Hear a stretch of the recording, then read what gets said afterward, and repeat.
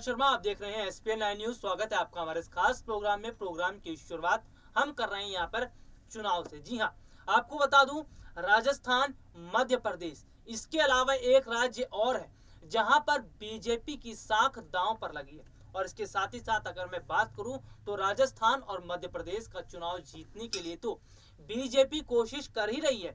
इसके साथ ही साथ अगर हालात की बात करूं, चुनावी स्थितियों की बात करूं, तो चुनाव फिलहाल मध्य प्रदेश और बीजेपी दोनों जगह बीजेपी के लिए रहा आसान नहीं। हालांकि मध्य प्रदेश में बीजेपी को उपचुनाव में फायदा मिल सकता है, लेकिन राजस्थान की अगर मैं बात करूं तो राजस्थान में बीजेपी को उतना बड़ा फायदा नहीं मिल पाएगा जितनी उम्मीद बीजेपी लगा रही है। इसके साथ ही साथ एक राज्य की और मैं बात कर रहा था जहां पर उपचुनाव होने वाले हैं, और अगर बात की जाए तो ये उत्तराखंड है। जी हाँ, उत्तराखंड जहां पर बीजेपी की साख दांव पर लगी। और पूरी खबर क्या है इस पर भी मैं आपको विस्तार से बता दूं। देखिए, देश के 12 राज्यों में 14 विधानसभा सीटों पर उपचुनाव के लिए 17 अप्रैल को वोटिंग होनी है।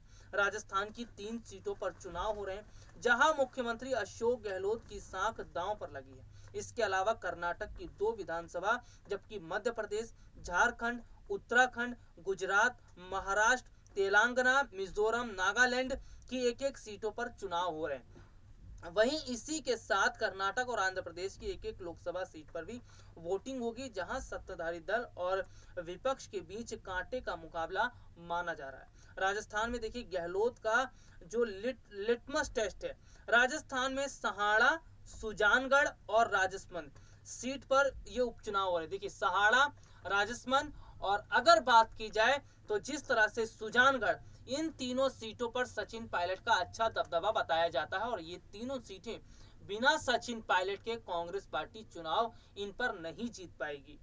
जिनमें से 3 सीटों पर 2 पर कांग्रेस का और एक पर कब्जा। देखिए, बात बताई जा रही है 3 सीटों में से 2 पर कांग्रेस और एक पर कब्जा बीजेपी का। राजसमंद सीट बीजेपी विधायक किरण माहेश्वरी के निधन से रिक्त हुई है, जबकि सहाड़ा सीट से कांग्रेस के विधायक कैलाश त्रिवेदी और सुजानगढ़ सीट से कांग्रेस विधायक मास्टर भंवर लाल मेघवाल के निधन के चलते उपचुनाव हो रहे हैं।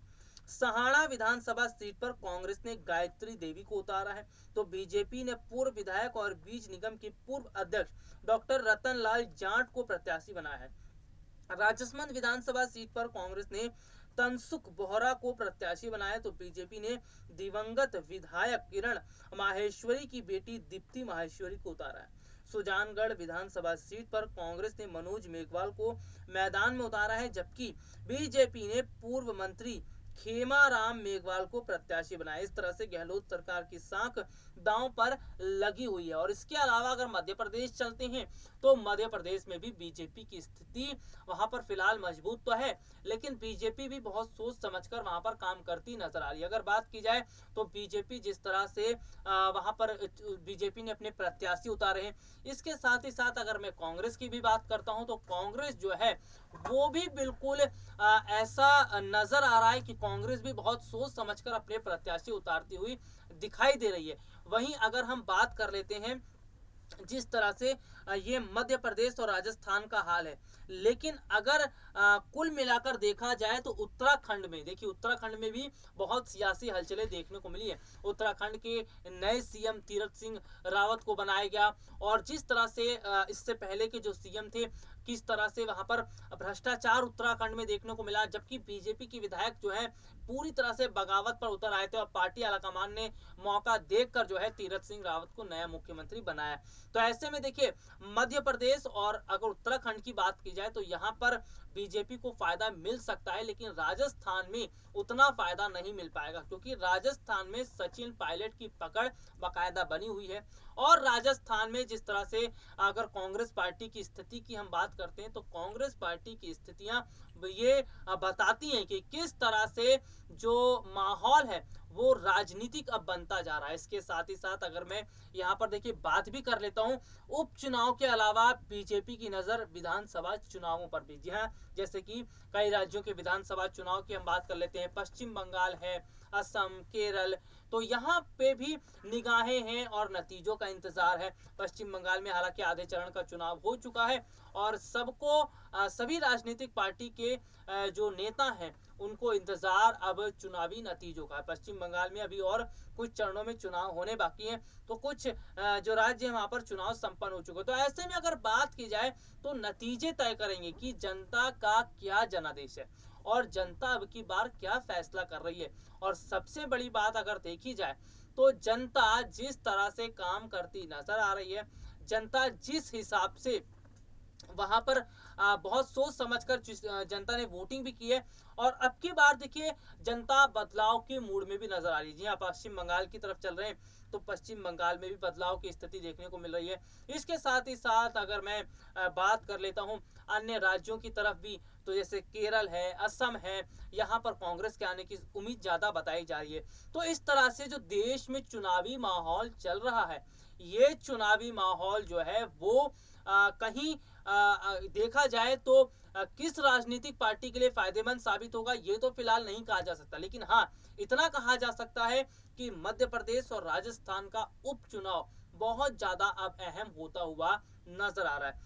मध्य प्रदेश और राजस्थान उपचुनाव जीतने के लिए बीजेपी अपनी पूरी ताकत लगा रही। देखिए राजस्थान की अगर तरफ मैं चल रहा हूं तो राजस्थान में बीजेपी ने अपने कई कद्दावर जो स्टार प्रचारक हैं उनको उतारा, जिनमें ज्योतिरादित्य सिंधिया शामिल है, स्मृति ईरानी है और उसके बाद की अगर अनुराग ठाकुर।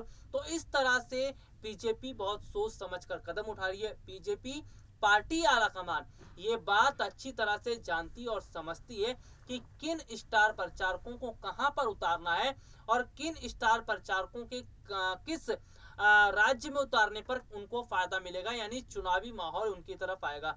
तो बीजेपी इस वक्त बहुत रणनीतियों के साथ काम करती नजर आ रही है और अगर कुल मिलाकर बात की जाए तो फिलहाल जो माहौल है वो बहुत ज्यादा अलग होता हुआ नजर आ रहा है। अगर हम बात करें जो चुनावी माहौल है उसकी, तो चुनावी माहौल तो ये बताता ही है कि अब स्थितियां बहुत ज्यादा अलग हो चुकी हैं, लेकिन कुल मिलाकर अगर देखा जाए तो फिलहाल जो नतीजे हैं वो कई जगहों पर बीजेपी की स्थिति मजबूत बताई जा रही है तो कई जगहों पर कांग्रेस की स्थिति मजबूत बताई जा रही है। लेकिन अगर हम बात करें फिलहाल उपचुनावों की तो मध्य प्रदेश, राजस्थान और उत्तराखंड, यहाँ पर क्या बीजेपी का जादू चलेगा और खास तौर पर राजस्थान में क्या राजस्थान में कांग्रेस की सरकार रहते हुए जो कांग्रेस काम कर रही है, ऐसे में ये जो तीनों सीटें ये बीजेपी निकाल कर ले जाएगी।